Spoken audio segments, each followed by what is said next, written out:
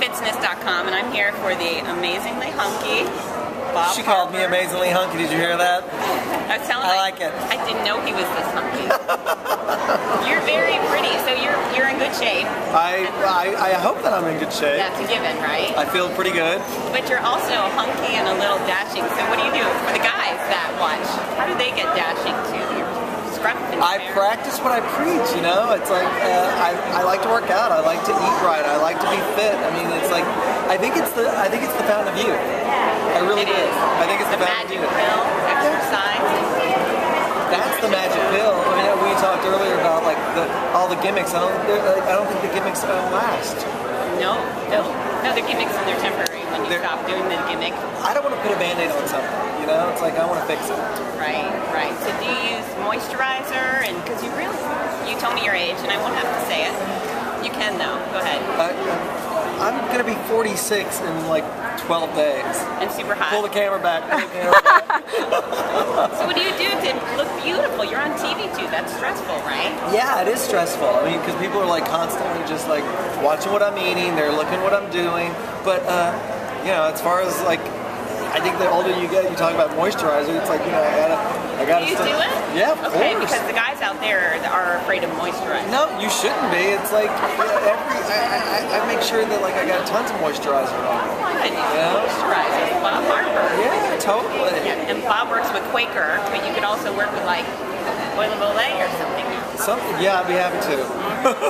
I remember growing up and my mom used that oil of Olay. It was like so funny. They call it oil of old lady.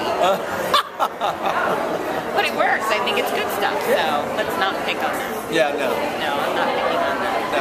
So you talked to a bunch of people today, and I got to listen. He's a great speaker.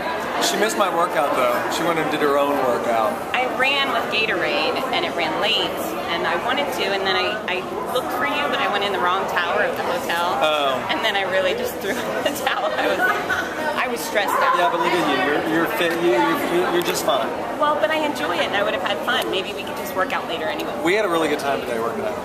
We really did. So maybe we'll work out later. Maybe. Do something. Yeah. You can make me do something horrible, and I can inflict some pain on you. Right. I know. Well, I'm sure you could. That would be fun. So I told Bob about the Morning Mile program, which is wildly successful already, but it's a program that allows kids to get out and run before school, and their parents can come, and their grandparents can come, and some parents are still a little leery and unsure of whether they should send their kid out to run. What's your advice, and why does it matter so much for these kids to engage in vigorous exercise?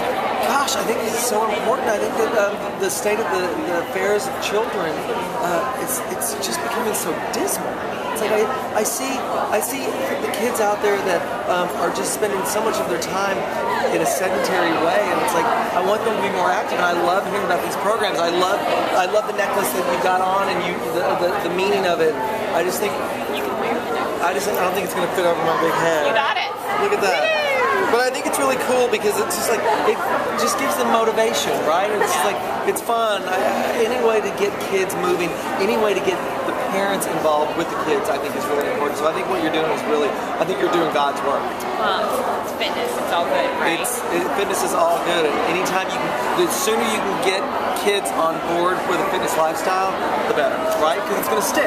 Do you think any of my Morning Milers will ever be Biggest Loser contestants? I would hope not. No. I would imagine that those kids would be trying to take my job as opposed to being a contestant. Right.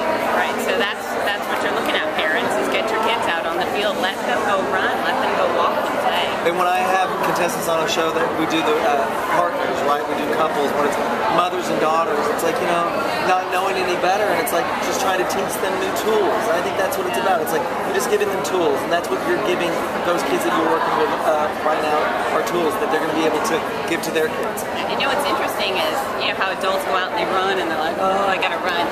These kids pour out onto their tracks and fields like, yay, we get to run. It's a privilege for them. They have all that energy. It's like it's the best way to just kind of like burn it off. It's really cool. How do we capture that and get the adults to, you know, I know. necklaces, right? Maybe those work for everybody. I mean, hello, it works for me.